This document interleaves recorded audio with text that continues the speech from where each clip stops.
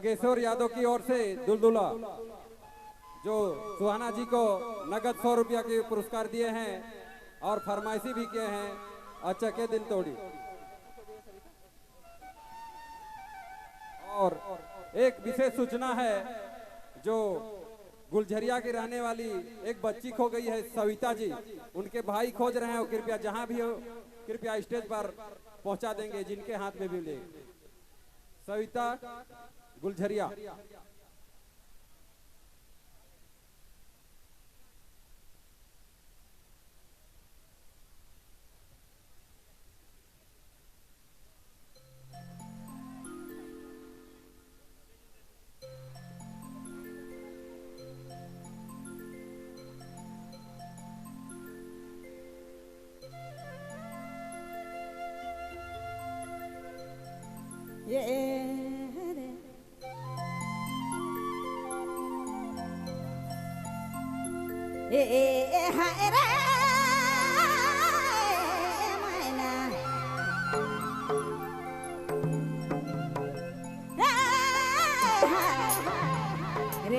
के दिल के तोड़ा